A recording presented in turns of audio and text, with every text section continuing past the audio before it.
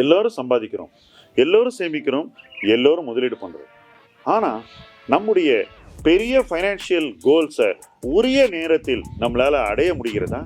பெரும்பாலும் இல்லை அப்படின்ற பதில் தான் நமக்கு கிடைக்குது. ஒரே ஒரு சின்ன முதலீட்டு தவறு கூட நம்முடைய மொத்த ஃபைனான்சியல் ஜேர்னியை பாதிச்சிடும்.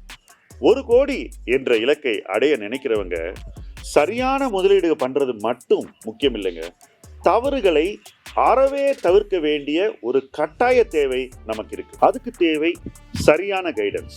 இந்த கைடன்ஸை தான் நாம ஜூன் 6ஆம் தேதி நடக்கிற இந்த வெபினார்ல உங்களுக்கு கொடுக்க போறோம். 1 கோடி என்ற இலக்கை எப்படி அடையலாம், முதலீட்டு தவறுகளை எப்படி தவிர்க்கலாம், சரியான முடிவுகளை தொடர்ந்து எப்படி எடுக்கலாம், இதை பத்தி எல்லாம் நாம பேச போறோம். ரெஜிஸ்டர் பண்ணுங்க. வாங்க ஜூன் 6ஆம் தேதி பேசி இதை அடுத்த கட்டத்துக்கு கொண்டு போவோம். இலக்கு 1 கோடி, உங்களால் முடியும்.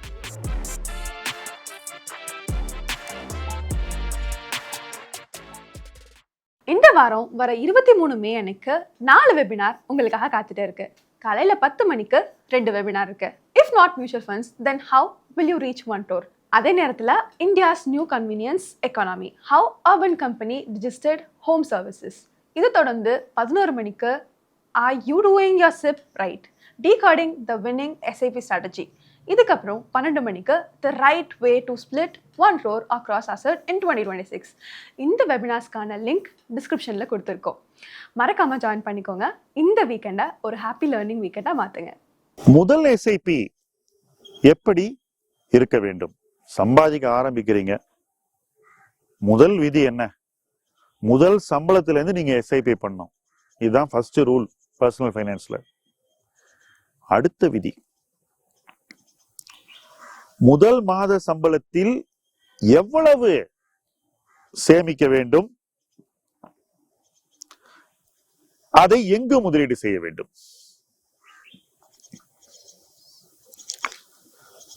உங்க சம்பளம்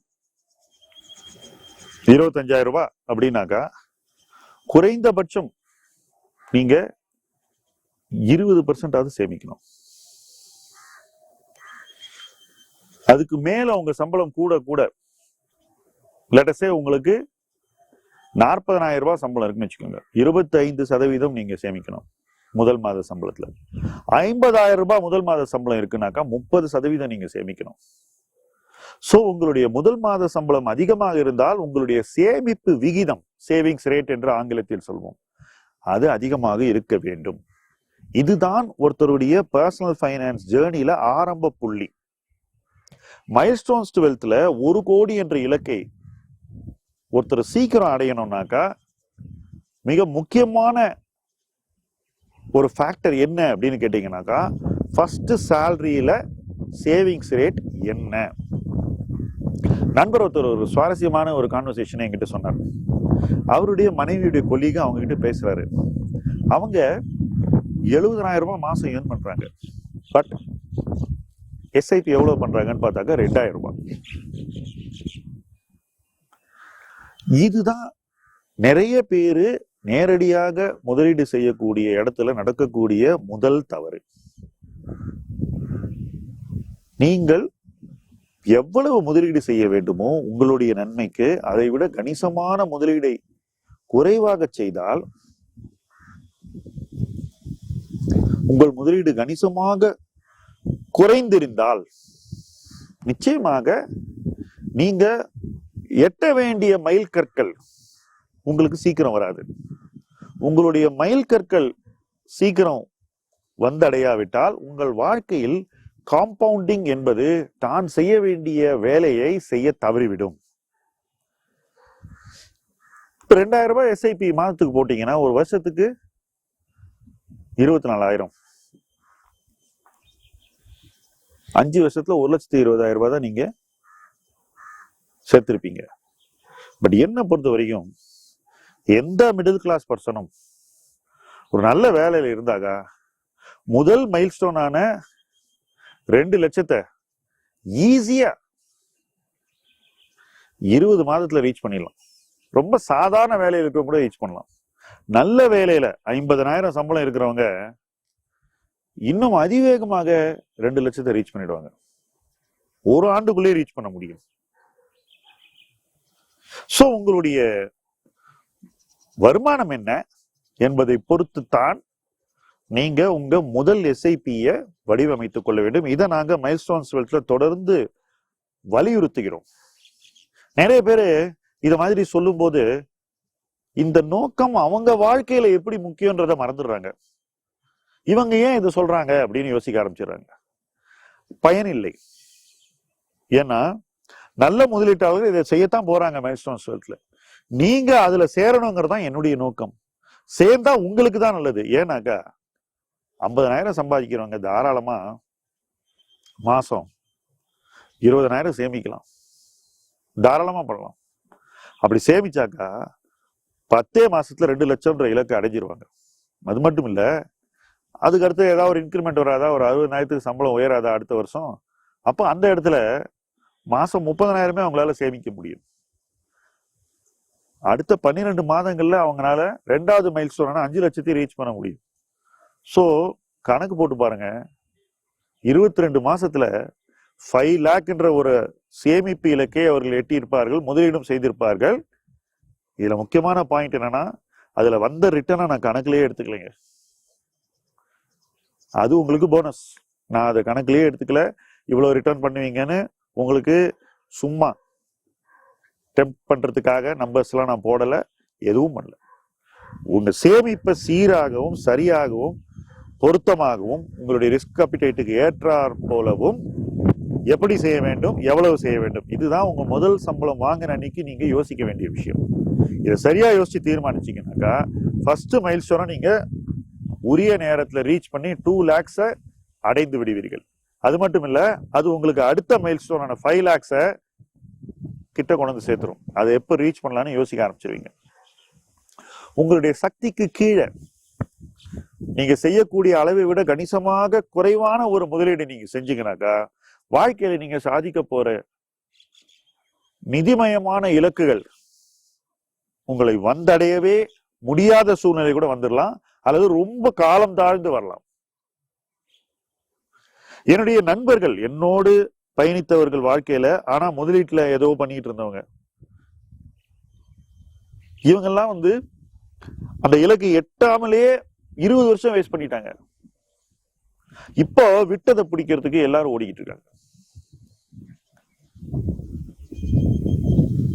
இதுதான் யங்ஸ்டர்ஸும் சரி, முதல் சம்பளம் வாங்கக்கூடியவர்களும் சரி, அவர்களுக்கு வழிகாட்டியாக இருக்கக்கூடிய பெரியவர்களும் சரி, நிச்சயமாக இன்று ஒவ்வொரு பர்சனுக்கும் கொண்டு சேர்க்க வேண்டிய ஒரு விஷயம்.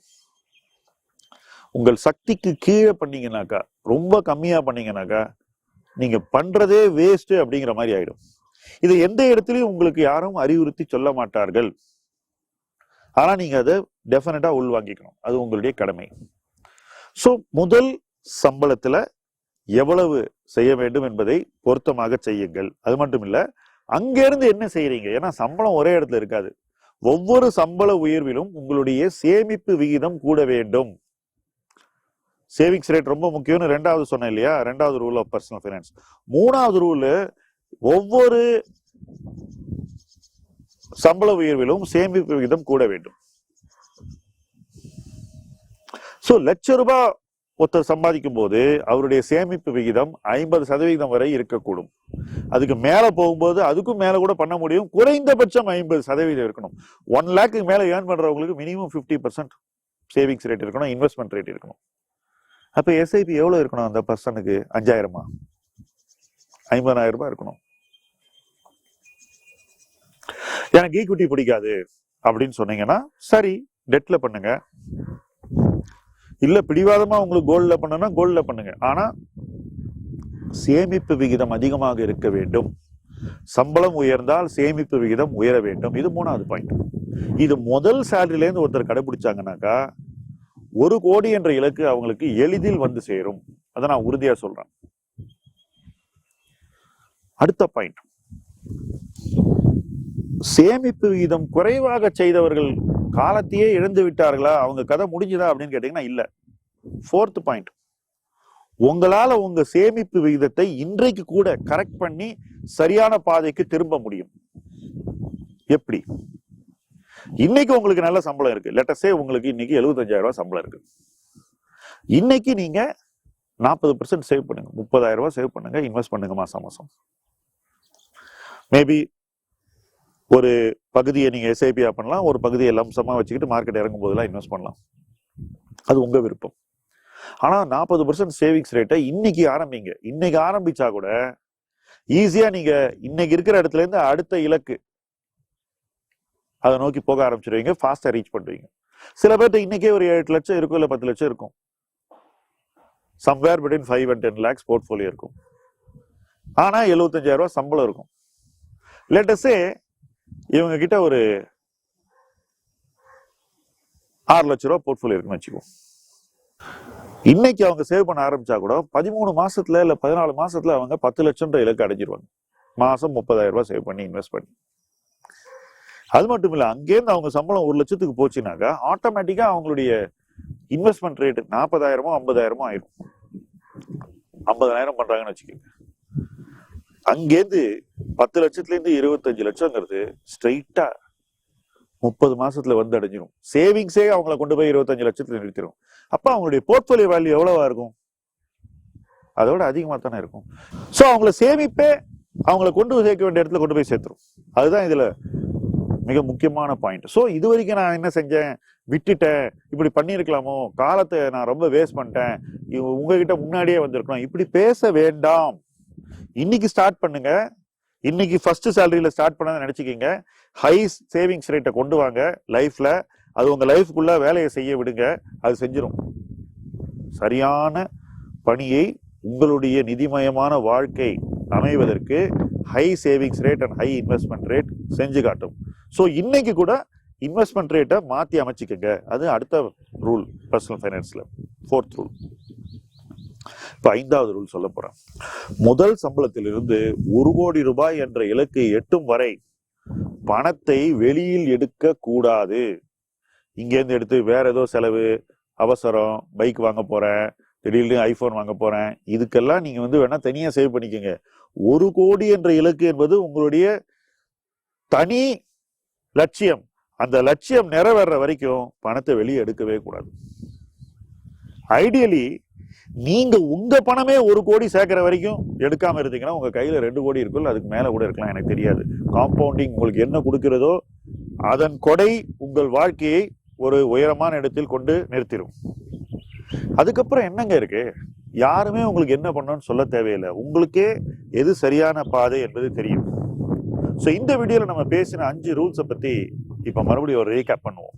ஸோ இப்போ 5 ரூல்ஸ் ஆஃப் பர்சனல் ஃபைனான்ஸை சமரைஸ் பண்ணலாம்.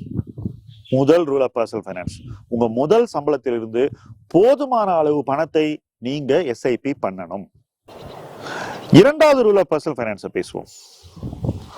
முதல் மாத சம்பளத்திலிருந்து போதுமான சேமிப்பு விகிதத்தை நீங்க கடைபிடிக்கணும். உங்க சம்பளம் 100 ரூபாய்னா குறைந்தபட்சம் 20 ரூபாய் சேமிப்பு விகிதமாக உங்களுக்கு அமைய வேண்டும். இப்போ 3வது ரூல் ஆஃப் பர்சனல் ஃபைனான்ஸ்க்கு வருவோம். ஒவ்வொரு சம்பள உயர்வு வரும்போதும் உங்களுடைய சேமிப்பு விகிதம் உயர வேண்டும், உங்கள் முதலீடும் அதிகரிக்க வேண்டும். இதுதான் 3rd ரூல். இப்போ 4வது ரூல் ஆஃப் பர்சனல் ஃபைனான்ஸ்க்கு வருவோம். ஒருவேளை இதுவரைக்கும் உங்களுடைய சேமிப்பு விகிதம் குறைவாக இருந்தால் உடனடியாக உங்கள் சேமிப்பு விகிதத்தை மாற்றி அமைத்துக் கொள்ளுங்கள், உங்கள் முதலீட்டை உயர்த்துங்கள். இதுதான் 4th rule of personal finance. So இப்போ 5வது ரூல் ஆஃப் பர்சனல் ஃபைனான்ஸ் பேசுவோம். 1 கோடி என்ற இலக்கை அடையும் வரை நீங்கள் சேமித்து முதலீடு செய்த பணத்தை வெளியில் எடுக்காதீர்கள். இந்த 5 ரூல்ஸ் ஆஃப் பர்சனல் ஃபைனான்ஸை நீங்க மைல்ஸ்டோன்ஸ் வெல்த்ல ஃபாலோ பண்ணீங்கன்னாக்கா நிச்சயமாக 1 கோடி என்ற இலக்கு உங்களை எளிதில் வந்தடையும். வெற்றி உறுதியாக உங்கள் வாழ்க்கையில் வரும். அந்த வெற்றியின் மேல் பல வெற்றிகளை சேர்ப்பதற்கும் நீங்கள் தயாராகி விடுவீர்கள். தொடர்ந்து இந்த பாதையில் எந்த மாற்றமும் இன்றி பயணிப்பவர்கள் வெற்றியாளர்களாக வாழ்க்கையில் அமைவது உறுதி. அந்த ஒரு இலக்கை நோக்கி இணைந்து பயணிப்போம். முதலீட்டு களம் உங்கள் களம். நன்றி.